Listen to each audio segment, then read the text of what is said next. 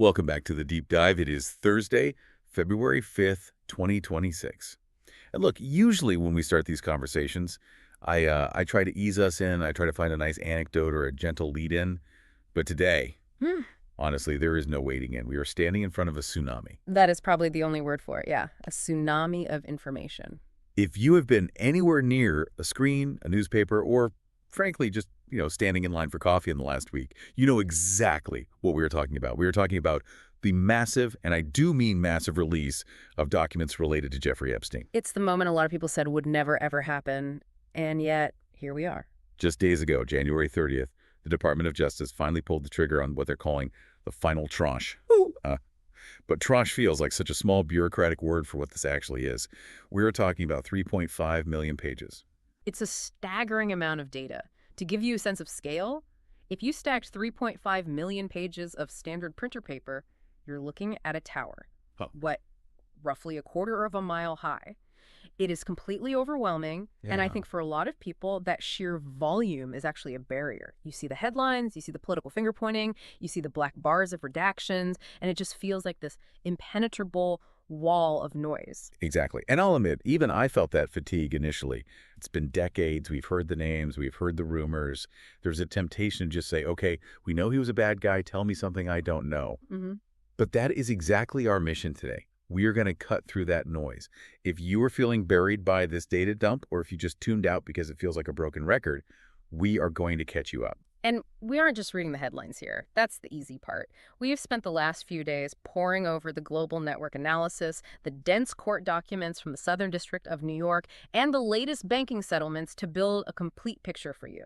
Because the devil, it really is in the details here. It really is. And I think it's important to frame this right at the start, because the vibe feels different this time. This isn't just a news drop. This feels heavier. It is heavier. I would call this an institutional reckoning. For a long time, really since the mid-2000s, the narrative was about one bad man, one monster, a lone wolf predator with too much money. But what we are seeing this week, in February 2026, is the definitive proof that it was never just about him. It was about the systems, the banks, the politicians, the social circles that protected him. It's about the machinery. We have so much to unpack today. We've got the shocking volume of the files. We've got new forensic details about his death, including a very mysterious and frankly disturbing orange shape on a jail video that we need to discuss with a healthy dose of skepticism. And we have the fall of some major public figures, including a former Treasury Secretary. And maybe most importantly, and this is the part that I think is getting buried in all the sensationalism, we need to talk about why next month, March 2026, might actually matter more than anything released in these files so far. There's a legal window opening that is going to change the landscape completely. So let's dive in. But before we get to the new 2026 bombshells, I want to pause. We have listeners who might be younger, or maybe just managed to avoid the gritty details of this saga for the last 20 years. We need to do a primer. Who was Jeffrey Epstein, really? Because looking at these new files, the picture goes way beyond just wealthy financier with a private island. Right. And financier was always a bit of a mask, wasn't it? If you strip away the money, the private jets, the mansions in New York and Palm Beach, what the documents, specifically the global network analysis and the Guardian reports from late 2025 describe, is not a social club. It was an industrial operation. It was an assembly line. An assembly line. That is such a clinical, chilling way to put it. But when you read the victim testimonies in these new files, it fits. It's accurate. The documents detail a procurement process that was industrial in scale. We're looking specifically at the years 2002 to 2005, which seems to be the peak of the documented abuse in Palm Beach and New York. This wasn't random. Epstein didn't just stumble upon victims. It was a pyramid scheme of abuse. Okay, hold on. Explain that for us. Pyramid scheme. It sounds so corporate. Yeah. How does a pyramid scheme apply to abuse? Well, think about how a multi-level marketing scheme works. You recruit 3 people, and they recruit 3 people. Epstein and his associates, they corrupted that model. They didn't just find victims, they forced victims to recruit other victims. They incentivized it. That is the part that always just turns my stomach. The manipulation involved. You have these young women, some as young as 14, coming from difficult backgrounds, and they are being told, if you bring a friend, you get extra money. Exactly. The source material describes it as a steady supply. They were looking for a specific type, young, petite, often vulnerable. And the files show that if a victim brought someone who was too old, meaning over 18, They were reprimanded. They were told the product wasn't right. It was a business operation with quality control, quotas, and logistics. And you can't talk about logistics without talking about the manager, Ghislaine Maxwell. You absolutely cannot. You cannot tell this story without her. For those catching up or who maybe bought into the idea that she was just a socialite girlfriend, these files, they just shatter that illusion completely. She was the COO. She was the logistics manager. She was the one making the trains run on time. Precisely. She was convicted in 2021 of sex trafficking and sentenced to 20 years. And I think it's worth noting where she is right now, because there has been some movement. Yeah, she's not in the news as much these days because she's locked up, but her legal battles are over, right? They are. As of today, in 2026, she is incarcerated. Just a few months ago, in October 2025, the Supreme Court officially declined to hear her appeal. That was the end of the line for her legal challenges regarding her conviction. She has been moved to a low-security prison in Bryan, Texas, but while she sits in a cell in Texas, her presence in these 3.5 million pages is it's ubiquitous. Every flight log, every scheduling email, she is there. So that is the background. That is the machine they built. Now let's fast forward to right now, February 2026. How did we end up with 3.5 million pages hitting the internet all at once? Because the DOJ is known for many things, but radical transparency usually isn't one of them. This wasn't something they just decided to do out of the goodness of their hearts. No, not at all. This was forced. We have to look at the political mechanism here. This release is the direct result of an act of Congress. Back in November 2025, Congress passed the Epstein Files Transparency Act, or H.R. 4405. And what I found fascinating about this bill was the sponsorship. In a political climate that is so incredibly polarized, maybe more than ever, you had this weird moment of unity. The strange bedfellows. You had Ro Khanna, a progressive Democrat from California, and Thomas Massie, a libertarian Republican from Kentucky, teaming up. You rarely see those two names on the same piece of paper. It really speaks to the universal frustration. I think people on both sides of the aisle looked at this and said, why are we still protecting these people? The man is dead. The trial is over. Open the vault. Exactly. The public, and frankly, many in government, were tired of the secrecy. They were tired of the John Does in the court filings. So they passed this act, and President Trump signed it into law on November 19th, 2025. The mandate was incredibly clear and incredibly broad. Release everything unclassified. Flight logs, travel records, investigative notes, internal FBI memos, everything. That brings us to January 30th, 2026, the dump. And honestly, dump is the right word because it wasn't exactly a curated museum exhibition. No, it was chaos. It really was. I was online when it happened, hitting refresh, and the sheer volume, 3.5 million pages, 2,000 videos, 180,000 images, it broke the servers initially. But it wasn't just technical glitches, was it? There were some serious ethical failures in how this rolled out. Far from smooth. And this is where the reckoning hits the government itself. Almost immediately, within hours of the files going live, we saw reports from outlets like China Daily and The Guardian that there were massive redaction failures. This is the nightmare scenario. We're talking about victim identities, right? We are. The Department of Justice was supposed to protect the identities of victims who had not consented to be named. That is rule number 1 in a sex trafficking case. But due to what they are calling technical errors in the PDF processing software, sensitive information about survivors' names, addresses, personal medical details was released. That is it makes you furious. These women have been through hell, they fought to keep their privacy, and then a clerical error exposes them to the world. It is a profound failure of bureaucracy. They had to pull documents offline almost as fast as they put them up. But, in the internet age, once it's out for 10 minutes, it's out forever. It's a tragedy within the transparency. And there's another layer to this transparency that we need to look at critically.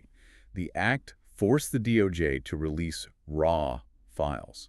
And when you deal with raw police files, you get a lot of garbage mixed in with the truth. This is a crucial point for our listeners to understand. Raw files means unverified tips. It means crazy letters sent to the FBI by random people. Right. I saw one story circulating that sounded like something out of a horror movie, something about a baby. Yes. There was an FBI tip sheet included in the dump regarding a claim about a baby being thrown into Lake Michigan. Now, the DOJ had investigated this years ago and specifically flagged it as untrue and not credible. Yeah. But because the Transparency Act said release everything and didn't allow them to curate, they had to put it out there. So now you have social media taking that one unverified tip and running with it as if it's fact. Exactly. So you have the truth mixed in with unverified noise, mixed in with accidental doxing of victims. It's a mess. It requires a lot of media literacy to navigate. Which brings us to the section everyone is waiting for. The names. Because despite the noise, there are hard facts in there, and there are prominent people. There are. But before we start naming names, I want to set a ground rule. And I know you agree with this. We need to be very, very clear about the difference between association and accusation. That is the most critical distinction. You have to separate them. Association is not the same as accusation. Being in the Little Black Book or on the flight manifest or in a photo at a party that shows proximity, it shows you were part of Epstein's world, it shows you were in the orbit of a predator, but it does not automatically mean you committed a crime or participated in the abuse. Right. It might mean you have terrible judgment or you were opportunistic, but it's not a conviction. So with that caveat, let's look at the politicians first. Bill Clinton. He has been a central figure of the speculation for years. What exactly do the new 2026 files show us? Well, the headline here is visual. We have new photos released in this batch. These aren't just the photos of him on the tarmac that we've all seen before.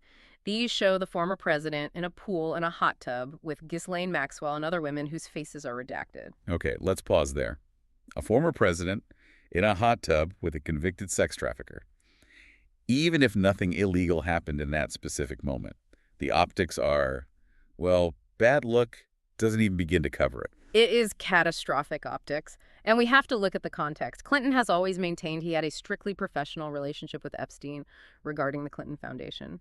Photos of them relaxing in a pool at a private residence suggest a level of intimacy that contradicts the strictly professional narrative. And politically, this has just exploded. It has had immediate consequences. President Trump, who is currently in office, has seized on this.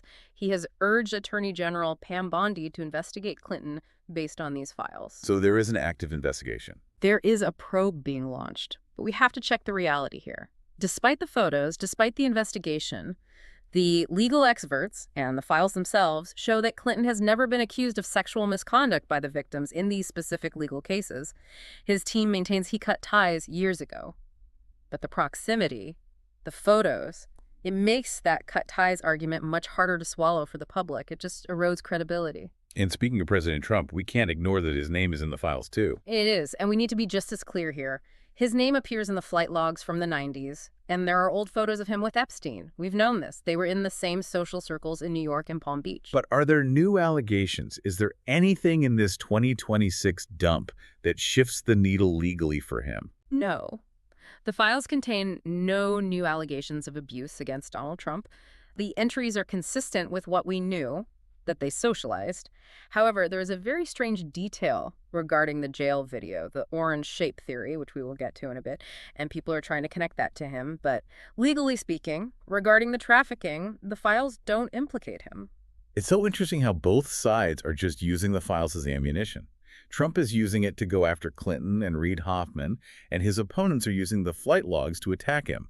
That was inevitable. In polarized environment, data becomes a weapon. But if we want to see where the consequences are tangible, where people are actually losing their status, we have to look across the ocean. Let's talk about the royals. Prince Andrew. Yeah. Or I guess Andrew Mountbatten-Windsor now. Correct. The fall has been absolute. If you thought the interview he did years ago was the bottom, these files dug a much deeper hole. The new photos show him lying across the laps of people. It just reinforces everything that Virginia Giuffre alleged in her lawsuit. It's the visual confirmation of the behavior he denied. Exactly. And the consequence in 2026 is severe.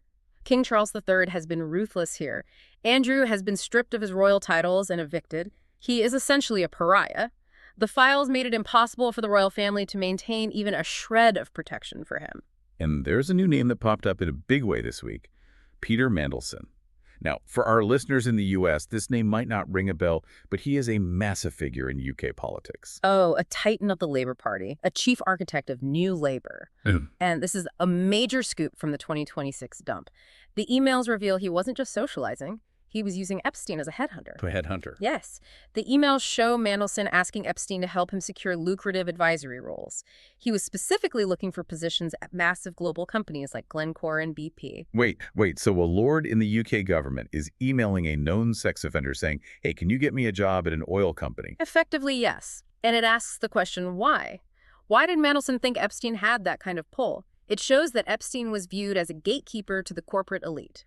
And I assume this didn't go over well in London. It was a complete disaster. The fallout was immediate. Mandelson resigned from the House of Lords to avoid the embarrassment.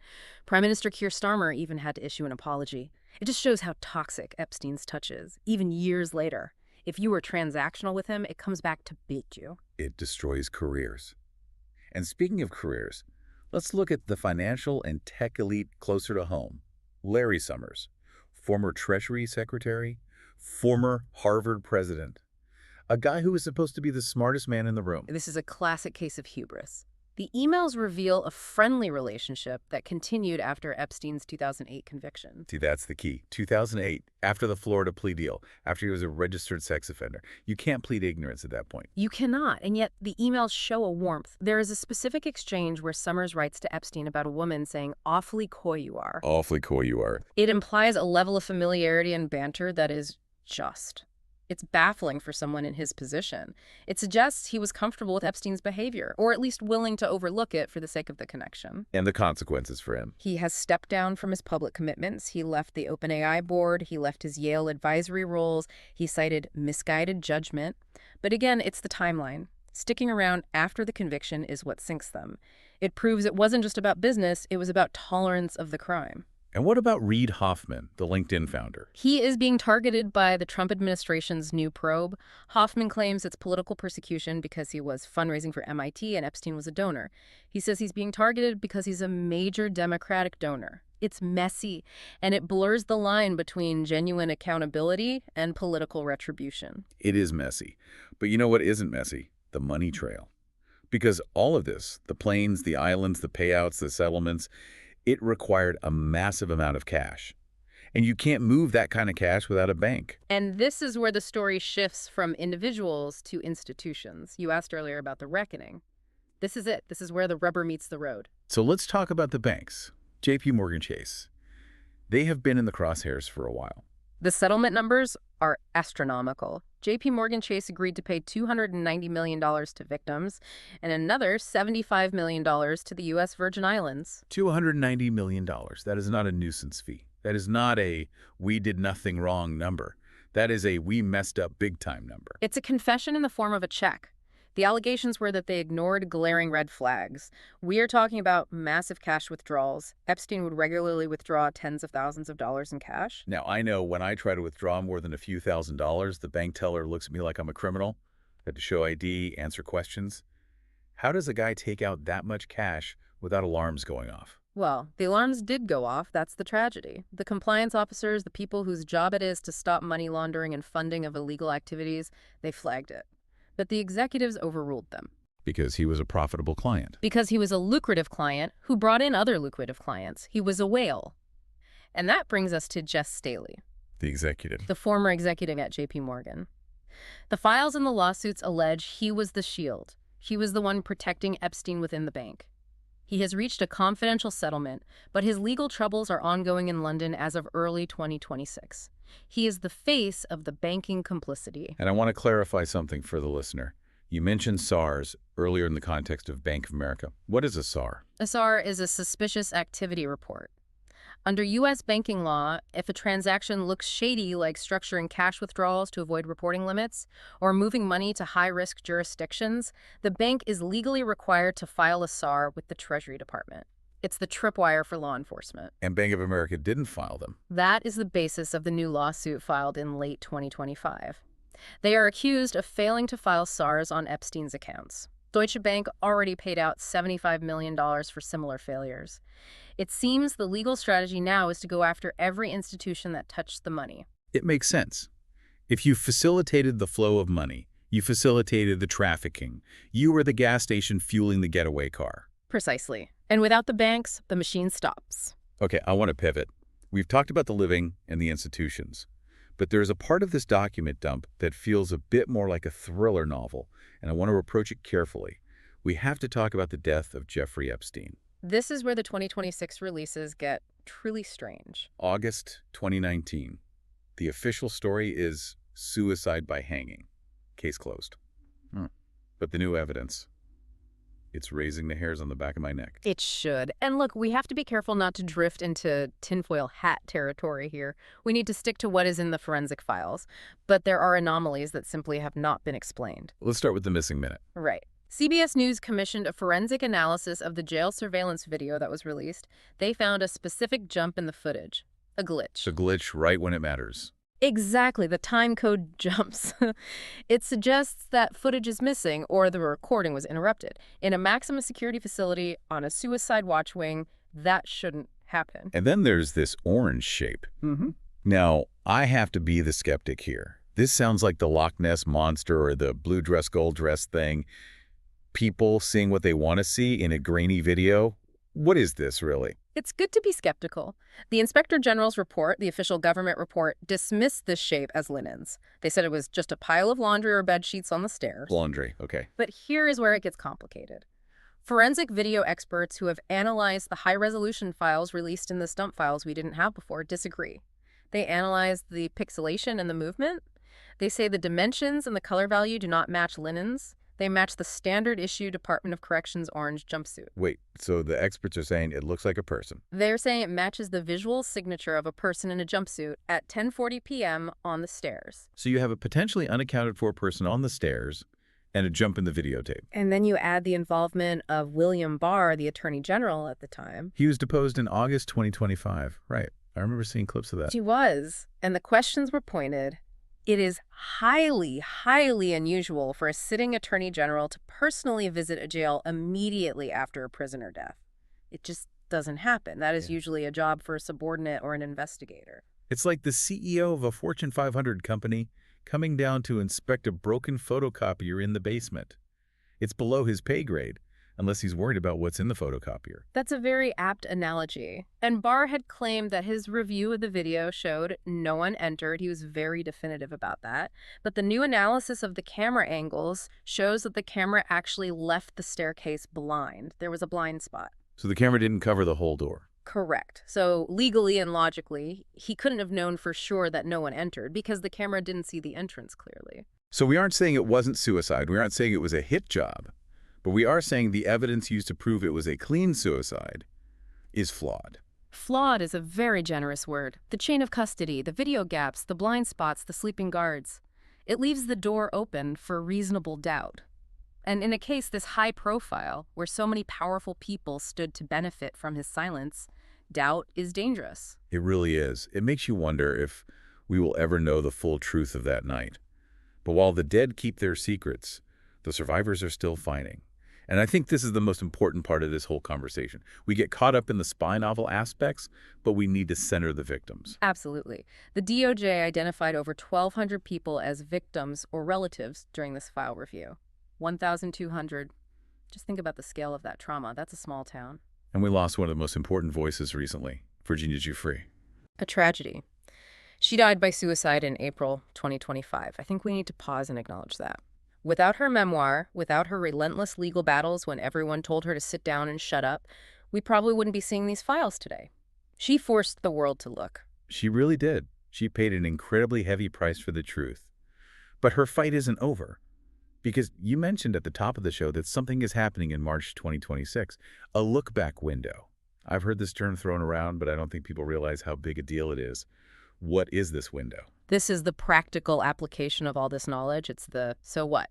The NYC Gender Motivated Violence Act is opening a special legal window from March 2026 to March 2027. Okay, unpack that for us. What does that allow? Because usually there's a statute of limitations, right? If something happened in 2002, you can't sue in 2026. Exactly. Usually you are time barred. If it happened 20 years ago, the court says, sorry, too late. This window suspends that time limit. It pauses the clock. It allows survivors to file civil suits regardless of when the abuse happened. So all these names we just discussed, the ones in the files, they are all potentially back on the table. With 3.5 million pages of evidence now public, attorneys for the survivors have the ammunition they need. They have the flight logs, the emails, the bank records. We're expecting a massive wave of new lawsuits against the enablers. And enablers is the key word here. It's not just about suing Epstein's estate, because that's been picked clean. It's about suing the people who made it possible. Yeah, right. The recruiters, the banks, the associates who turned a blind eye. The argument will be, you knew or you should have known and you did nothing. And now, thanks to the files, they can prove who was there. So the document dump isn't the end of the story. It's the ammunition for the next battle. Exactly. The files are the evidence locker being thrown open. The look-back window is the court coming into session. That is. Wow. It puts a whole new perspective on why everyone is so nervous right now. The other shoe hasn't even dropped yet. You should be nervous. So let's try to synthesize this. We have the names: Clinton, Trump, Andrew, Mandelson, Summers. We have the bank payouts, hundreds of millions of dollars acknowledging systemic failure. We have the government admitting, finally, that transparency was necessary, even if they completely botched the release. And we have the cost. It took the death of Epstein, the death of Giuffre, and massive political pressure just to get to this starting line. It feels like we're standing at the edge of a cliff, looking down at the wreckage of a plane crash, and realizing the debris field spreads much further than we thought. That's a good analogy. And I think the takeaway for the listener is that this isn't history, this is current events. The institutions that allowed this, the banking compliance failures, the VIP protections, the legal loopholes, those are the things being tested right now. That's a lot to process, 3.5 million pages. But I'm glad we could break it down. It feels less like a wall of noise now and more like a roadmap. It's necessary work. The only way to prevent it from happening again is to understand exactly how it worked the first time. Before we go, I want to leave the listener with a thought. A bit of a provocative one, based on everything we've just discussed. Go for it. We have the list of who associated with him. We have the logs. We know who was on the plane. But when you combine the orange shape in the jail video, the missing minute, the blind spots in the camera, do we actually know how this story ended? Or did the story just change chapters? That's the chilling part. And with that look-back window opening next month, is the real storm just beginning for the people named in those files? That is the question. And I have a feeling the answer is coming sooner than they think. We will be watching. Yeah. And we will be here to break it down when it happens. Thanks for listening to this deep dive. Stay curious. And verify your sources. Goodbye.